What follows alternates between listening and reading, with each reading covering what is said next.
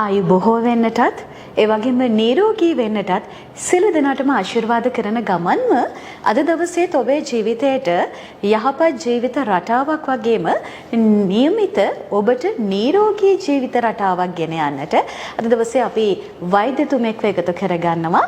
ඉතින් අද දවසේ ඔබ දන්නවා අපි එකතු වෙන්නේ නැදිමාල දෙහිවල වෙල්නස් සිලෝන් ආයුර්වේද රෝහල සමග. ඒ වගේම ආයුර්වේද වෛද්‍යවරයෙක් තමයි අද දවසේදී අපි කැඳාගෙන ආවේ.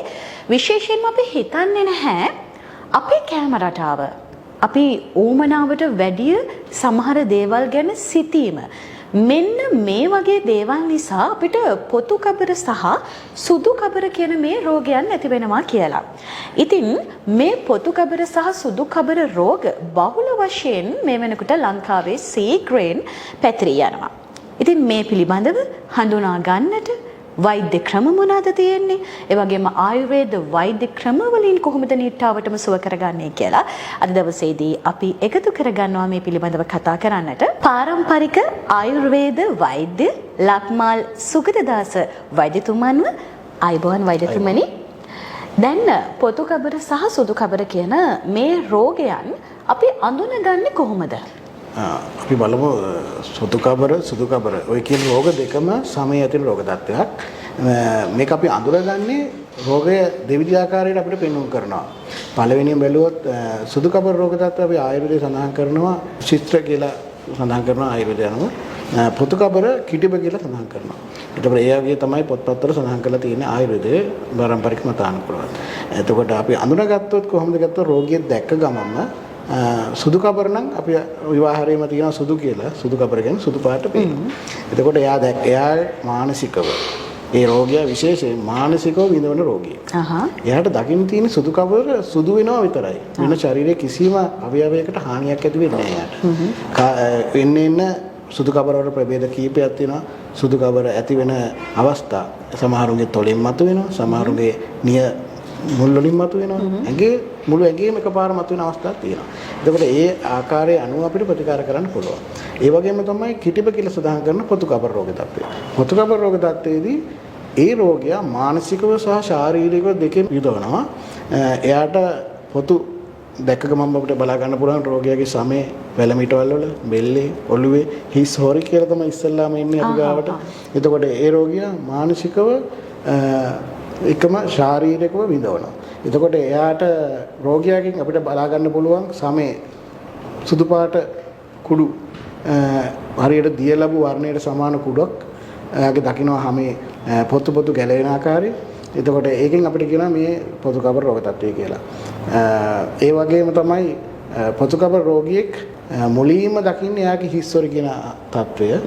ඊට පස්සේ තමයි ටිකින් ටික එකට ඇතුල් වෙන්නේ. ඒකට අපේ ආහාර රටාව, ඖෂධ ගන්න ගත යුතු හරියාකාරව, ඒ වගේම මානසික ආතතිය.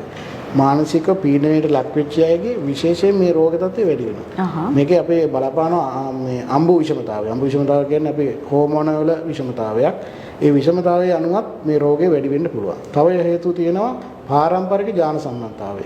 පාරම්පරික ජාන සම්බන්ධතාවය උඩත් මේ රෝගයේ පරම්පරාවෙන් පරම්පරාවට යන්න පුළුවන්. ඒ වගේම දැන් තියෙන ප්‍රවණතාවය තමයි ආහාරවල විෂමතාව. අපි ගන්න ආහාර විස ආහාර ගන්නෙ. ඒකම ෆාස්ට් ෆුඩ් වලට පුරුදු වෙලා තියෙන්නේ. ඉතින් ඒක නිසා ඒ ගන්න ආහාර නිසා මේ රෝගේ වැඩි වෙලා තියෙනවා. ඒ වගේම වෛද්‍යතුමනි අපිට කියන්න බලන්න මේ රෝගය සමහර වෙලාවට වැළඳලා තියෙන කෙනෙක් ගාව වාඩි වෙන්නත් සමහරු බය වෙන්න පුළුවන්.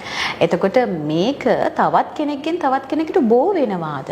මේක ගොඩක් අයට තියෙන ප්‍රශ්නයක්. ඉතින් අපි මේ ගැන කතා කරමු. හරි. මේ රෝගය කිසිසේත්ම වෙන කෙනෙකුට බෝ වෙන්නේ නැහැ.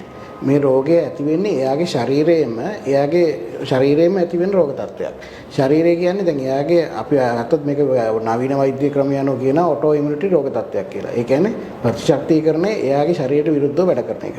එතකොට මේ තත්ත්වයේදී කිසිම රෝගයක් මේ රෝග තත්ත්වයේ බෝ වීමටපත් වෙන්නේ නැහැ. අනික බය වෙන්න අවශ්‍යතාවයකුත් නැහැ. මේක වෙන කෙනෙකුට බෝ වෙනවා කියලා. ළඟ හිටියට බෝ වෙන්නේත් නැහැ. මේ එයා භාවිතා කරන කිසි දෙයක් භාවිතා කරා කියලා බෝ වෙන්නේත් නැහැ. ඒ කියන්නේ මේක ඇත්තටම එහෙම බෝ වෙනවයි කියලා බය වෙලා තවත් කෙනෙක්ව අපහසුතාවයට පත් කළා තවත් කෙනෙක්ව අපි අයින් කරලා සමාජයෙන් අයින් කරලා දාන්න ඕන රෝගයක් නොවන බව ඔබට සඳහන් කරන්න ඕනේ. ඒ වගේම තමයි වෛද්‍යතුමනි තවත් තියෙන ප්‍රශ්නයක් තමයි මෙම රෝගය නිසා මානසික බලපෑමක් ඇති වෙන්න පුළුවන්ද? පුළුවන්. මේ රෝගීන් දැන් අපි ගත්තොත් මේ රෝගියෙක් පාරේ යනකොට දකින්න යාගේ හිතවත් අය දකින්න කට්ටිය හැමෝම කියන්නේ මොකද්ද ඔය රෝගේ ඇයි උකට ප්‍රතිකාර ගත්තේ නැද්ද? ඕක එයාලා බෝ වෙනවා කියලා කොන් කරන එක ඒ දේවල් කරන්න අර රෝගියා මානසිකව තව කඩනවා. එයා මානසික වැටෙන ගොඩාක්. එයාට හැමතිස්සෙම උදව්වක් හැටියට අපි රෝගියාව එයාව ළඟ තියාගන්න එයාගේ මනසින් එයාව නිදහස් කරගන්න ඕනේ. මෙයාට මේ රෝගේ බෝ වෙන එකක් නෙමෙයි කියන එක අඟවමින් එයා ළඟින් ඉඳලා එයාට බෙහෙත් වලට ගන්න උදව් කරන්න ඕනේ. ඒක තමයි කරන්න ඕන හොඳම දේ. මානසික වැටෙනකොට එක මෙයාගේ හෝමෝන් වල වෙනස් වීමක් උත් වෙනවා. ඒ හේතු උඩම මෙයාගේ රෝගේ උස්සන්න වෙන්න හැකිය උදව්වක් වෙනවා රෝගේ උස්සන්නේ. අනික මේ රෝගය ඇති වෙන්න අපේ විදිහට දෝෂ අසමතුලිතතාවය බලපානවා. ඒ කියන්නේ අපි කිව්වොත් ආයුර්වේදය අනුව සමදෝෂ සමක්නික සමධාතු මලක්කිය. ප්‍රසන්නාත්මේන්ද්‍රියම ස්වස්තිත බියතේ කියලා කියනවා. ඒ කියන්නේ සමදෝෂය ඒක විකෘති වෙනකොට තමයි අපි රෝගයක් කියලා කියන්නේ. මේ දෝෂ తত্ত্বය කියන්නේ වාත පිත්ත කප. ඒ කප తত্ত্বය සම తত্ত্වයට තියාගන්න එක තමයි මේ රෝගයක් නොහැදෙන්න වග බලා ගන්න ඕනේ. අපි ඒ තත්ත්වය ඇති කරන්න තමයි ඖෂධ යොදන්නේ. අපත් සමග කතාබහට එකතුනේ පාරම්පරික වෛද්‍ය ලක්මාල් සුගතදාස වෛද්‍යතුමන්. ඉතින් එතුමන් සමග කතාබහ කිරීමට ඔබට පෞද්ගලිකව ඔබේ තියෙන රෝගාබාධ පිළිබඳව කතා කිරීමට එතුමාව හමුවන්නට වෛද්‍ය ප්‍රතිකාර ගැනීමට ඔබට කැමැත්තක් ඇති. ඉතින් ඒ සම්බන්ධයෙන් කතා කරනවා නම් ඔබට එන්නට පුළුවන් වෙල්නස් සිලෝන් ආයුර්වේද රෝහල නැදිමාල දෙහිවල කියන ස්ථානයට ආවොත් ඉතින් එතුමා සමග කතාබහ කරලා ඔබේ තියෙන ඕනෑම ගැටලුවක් ගැන කතා කිරීමට හැකියාව දෙනවා. ඉතින් අද දවසේදී පාරම්පරික වෛද්‍යවරයෙක්ම අපිට පැවසුවා මේ පොතු කබර සුදු කබර කියන රෝගය අපිට බය වෙන්නට දෙයක් නැහැ කියලා. මොකද මේ සමාජයේ අපිට දක්නට ලැබෙනවා ඕන්ව ගොඩක් අපහසුතාවයට පත් වෙනවා ඕන්ව ඈඩ් කරනවා.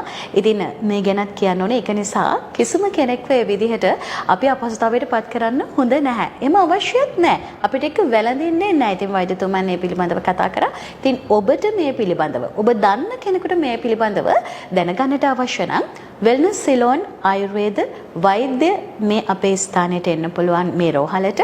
ඉතින් මේ තිරයේ දිස්වන අංකයට ඔබට කතා කරන්නට පුළුවන්.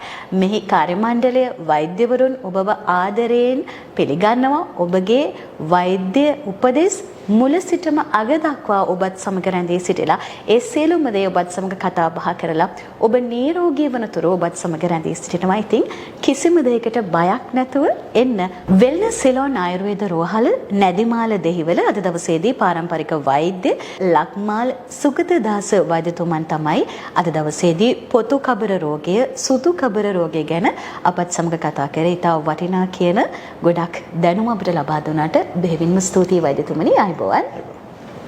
වෙල්නස් සිලෝන් ආයුර්වේද හොස්පිටල් නොම්බර 56 පැපිලියාන පාර නැතිමාල දෙහිවල.